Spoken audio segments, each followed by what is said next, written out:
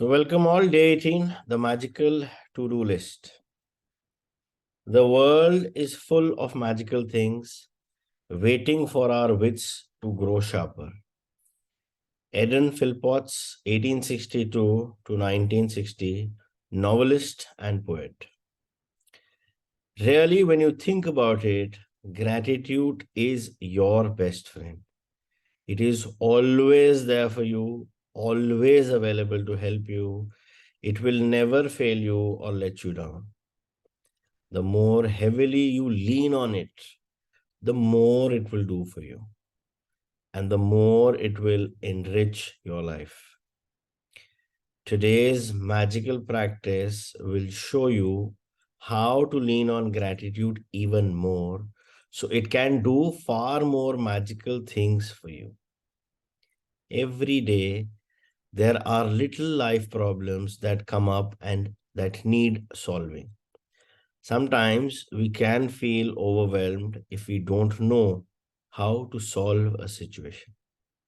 Maybe your problem is that you don't have enough time for all the things you need to do, and you are at a loss because there are only 24 hours in the day. It may be that you feel overwhelmed from work and you want more free time, but you can't see any way to have it. You may be at home taking care of children and you're feeling frazzled or exhausted, but you don't have the means to get support to give you time out. You may be faced with a problem that needs fixing, but you have no idea which way to turn to fix it. You may have lost something and tried your best to locate it, but had no luck. Or you might want to find something like the perfect pet, the perfect babysitter, great hairdresser, or amazing dentist or doctor. And despite your best efforts, you haven't been able to find what you need. You could be in an uncomfortable situation because of something a person has asked you to do, or you don't know how to respond to them. Or you could be in some kind of a dispute with someone, and instead of getting it resolved, things seem to be getting worse. The magical to do list practice will help you with any little day to day problems when you don't know what to do, or when you simply want something to be done for you. You will be amazed at the results. When you combine gratitude's magical power with the law of attraction, people, circumstances, and events must be rearranged to do what you want done for you. You will not know how it will happen or how it will be done for you, and that is not your job. Your job is simply to be as grateful as you can be for what you want done right now, as though it were done, and then let the magic happen. Today, create a written to-do list for the most important things you would like to be done or resolved for you, and title your list the magical to-do list. You might put things on your list that you don't have time to do or don't want to do, along with any current problems, from the smallest day to day things to bigger life situations. Think through any area of your life where you need something resolved or done for you. When you are finished making your list, choose 3 things from your list to focus on today. And one at a time, imagine that each item has been magically done for you. Imagine that all people, circumstances, and events have been moved to do it for you, and it is now done. All done, all sorted, all solved for you, and you are giving massive thanks in return for it having been done. Spend at least 1 minute on each of your three items, believing it is done and feeling enormous gratitude in return. You can follow the same practice on the rest of the items on your list at another time, but there is power in simply putting the things you want done on the magical to-do list. Remember that the law of attraction says like attract like. And that means that when you are grateful for the solutions as though you have them, you will attract everything you need into your life to resolve the situation. Focusing on problems attracts more problems. You have to be a magnet to the solution and not a magnet to the problem. Being grateful that you have the solution and that it has been resolved attracts the solution. To demonstrate how powerful this magical practice is, I want to share a story with you about my daughter who used this practice to attract her lost wallet back to her. So before we start and listen to what the author is saying about her daughter's experience with her lost wallet, what this chapter is basically trying to tell you is कि whatever is it that you are looking for और आपको लग रहा है मेरे को इसका पता ही नहीं है क्या solution है, मेरे पास इस चीज के लिए टाइम ही नहीं है, I cannot take out time, probably 24 hours or short, or whatever is it you feel is like next to impossible.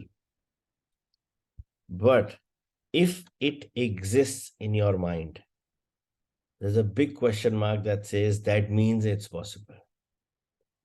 Because अगर वो हमारी space में आया है, कुछ भी हो, that means that thing is possible for us, but we are not probably approaching it with the right ways and means. Now, what are the right ways and means is basically using the power of gratitude to attract that which you feel is impossible into your life.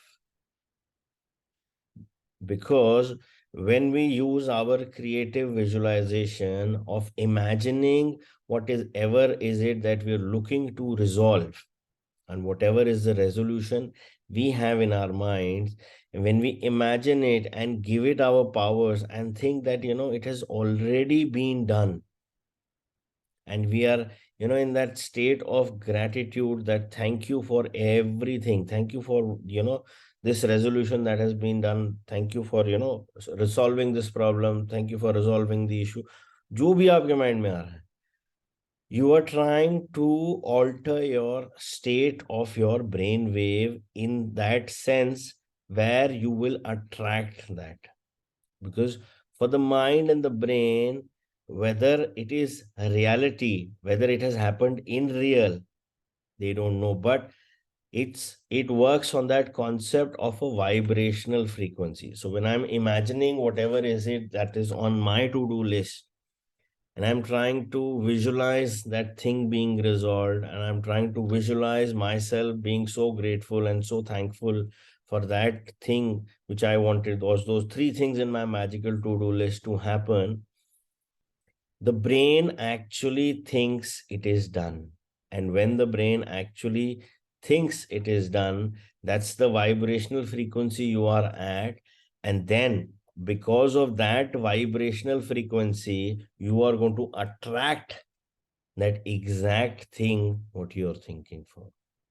And that's the basic of law of attraction. One of the basic laws is the like will attract like. So whatever vibrational frequency you are at will attract whatever is available at that vibrational frequency. So it's very difficult especially when you talk about LOA, it's very difficult to be, people say ये मांगो तो मिल जाएगा, वो मांगो, but उसको मांगने के लिए you have to be on that vibrational frequency so that you will be able to attract that. और उसमें कहीं ना कहीं that element of doubt, that element of पता नहीं होगा नहीं होगा, मैं मांग तो रहा हूँ but I don't think so is possible, you are actually cutting off your vibration. You're cutting off your manifestation which you are putting out. So when you're putting out in this, especially in this exercise, you're actually visualizing it happening and being resolved, and then you are in that situation giving your thanks for that same thing that you want to resolve. So there is no chance of that element of doubt or fear to enter into your space when you are working with this particular exercise.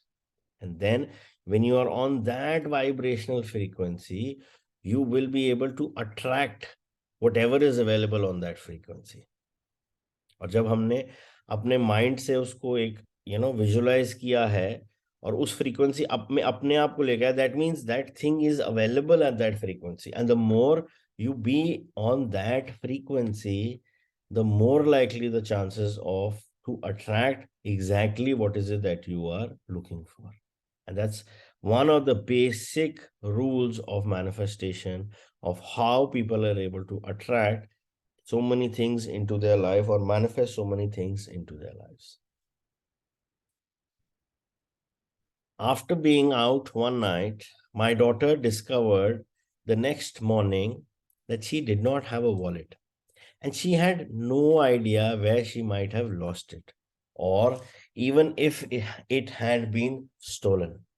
She called the restaurant where she went to dinner, the taxi company she used to come home, the local police station, and she searched the streets and knocked on surrounding doors, but no one had found her wallet.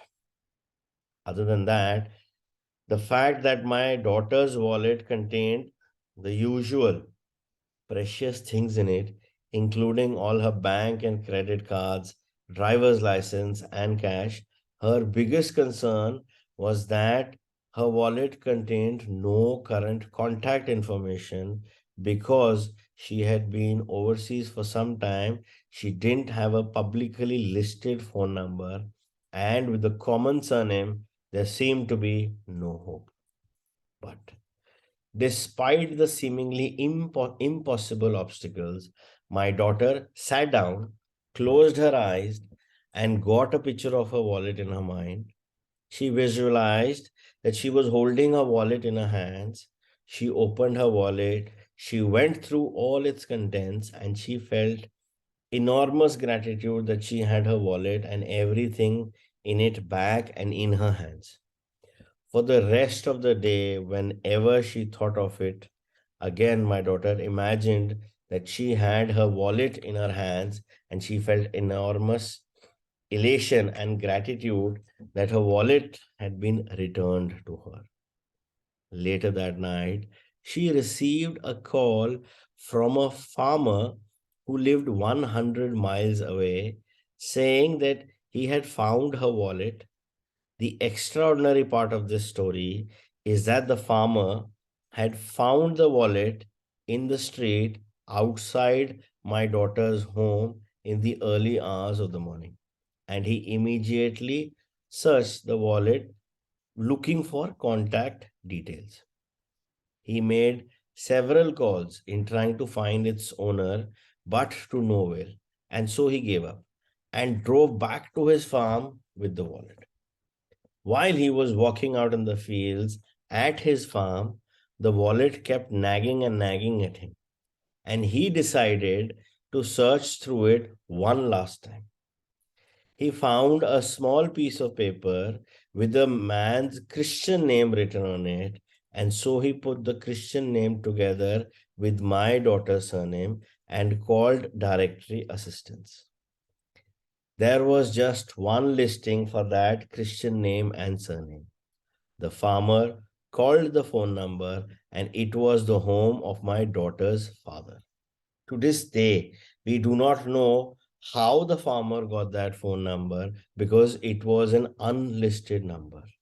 We called directory assistant ourselves several times after this happened, and the response every time was, sorry, there is no listing for that name.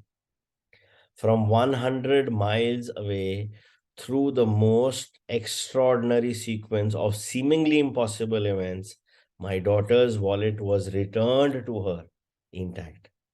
She fulfilled her part in being grateful that she had her wallet back.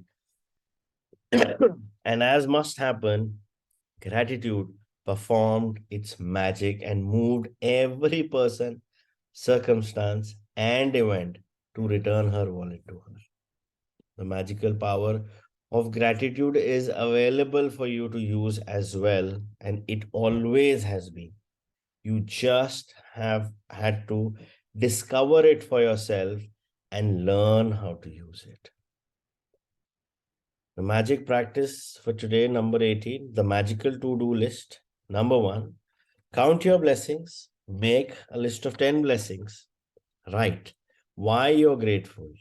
Reread your list, and at the end of each blessing, say thank you, thank you, thank you, and feel as grateful for the blessing as you can. Number 2, create a written list of the most important things or problems you need done or solved. Title your list the magical to do list. Number 3, choose 3 of the most important things from your list, and one at a time, imagine that each thing has been done for you. Number 4, spend at least 1 minute on each thing, believing it is done and feeling enormous gratitude in return. And number 5, just before you go to sleep tonight, hold your magic rock in one hand and say the magic words, thank you for the best thing that happened during the day.